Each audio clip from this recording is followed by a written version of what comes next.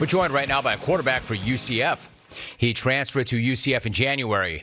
More than 1,900 yards from scrimmage and 16 touchdowns as a quarterback back in 2019. But 19 receptions for over 200 yards last season as a receiver. On top of that, he played 60 games for the Ole Miss baseball team. So all of that, plus he was named UCF starting quarterback this week. The season opener is against South Carolina State on September 1st. Rhys Plumlee is my guest. John, great to have you on. How are you? I am good. How are you doing? My man, I'm great. I am great. So there's a lot I want to talk to you about, but I want to know, how does it feel to be named starter at UCF and to be preparing to lead this team in the season opener next week? What's your mindset right now? How does it feel? Really, really exciting, to be able to get that title. But all the focus is on next week on South Carolina State.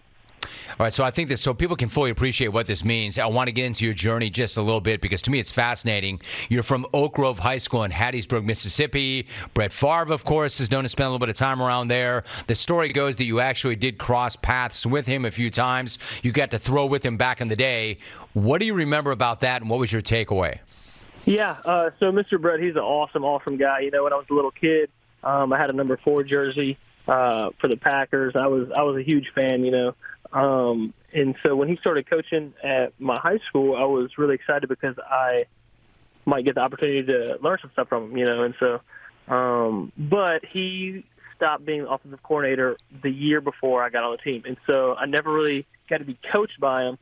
But my older sister, played volleyball with his youngest daughter, Rhys Favre.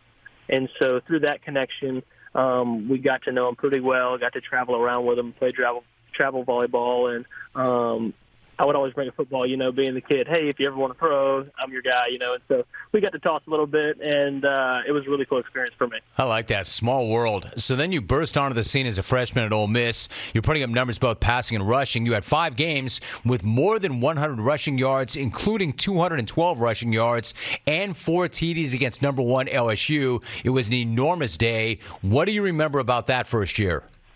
Really, really fun. Really cool experience. I was living the dream, Mississippi kid getting to play at Ole Miss, being the quarterback. It was a ton of fun, I felt really blessed to have the opportunity to do that. And so, I would say that was just a really, really cool experience for me. It was amazing, right? But then the journey takes kind of a different twist. Like you set the school rushing record as a freshman, or the school freshman rushing record.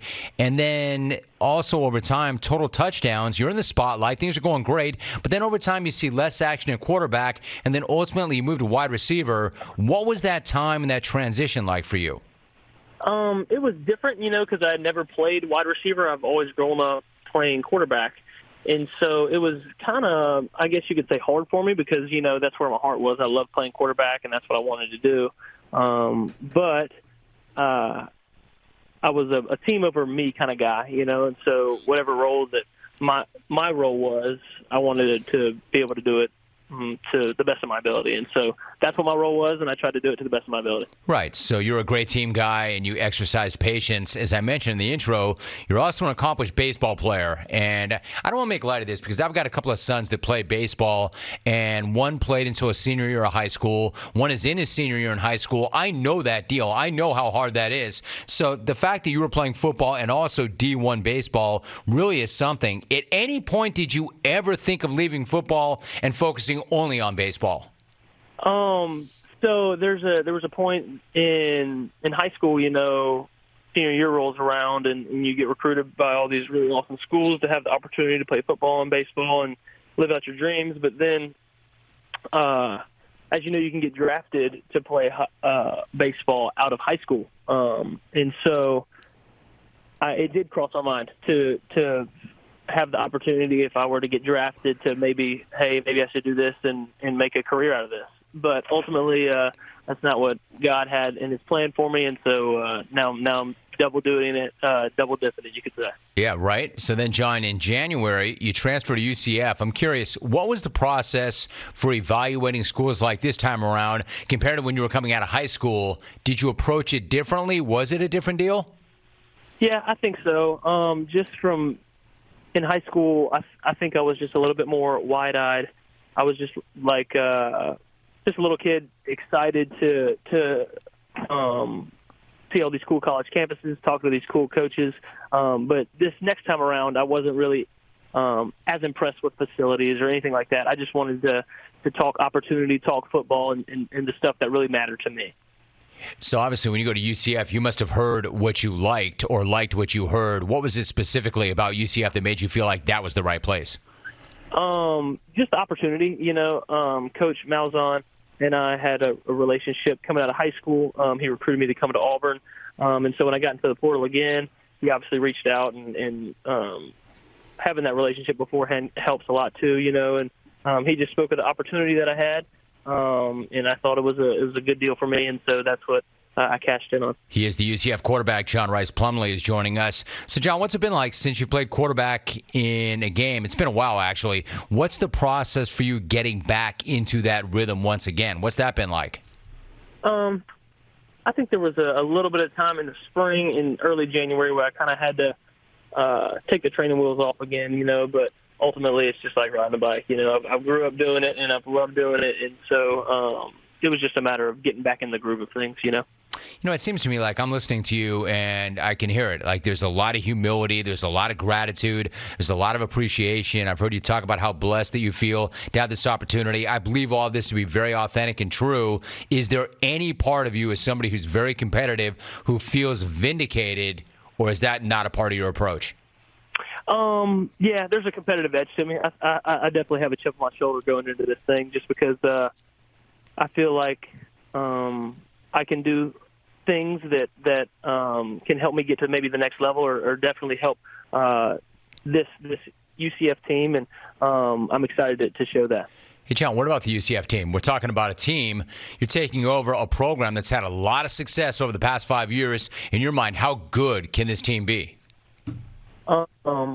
This is going to be a pretty special team. We have a total package on offense with the offensive line and the weapons at receiver, a loaded running back room, and on the defensive side of the ball, just freaks for athletes. At the linebacker level, super deep at the defensive back level, and then ultimately at the D-line level, we got guys that can move people. And so it's going to be a dangerous football team. I'm excited to see what we do. UCF is going to open up against South Carolina State September 1st. Quarterback Rhys Plumlee joins me for a couple of more moments. You talked about the existing relationship you have with Gus Malzahn. I do want to reference this. At Ole Miss, you played for Lane Kiffin. After it was official that you had won the starting job at UCF, he tweeted, quote, "Congrats, miss and love you always. Have a great year." I thought that was pretty classy. What did that mean to you?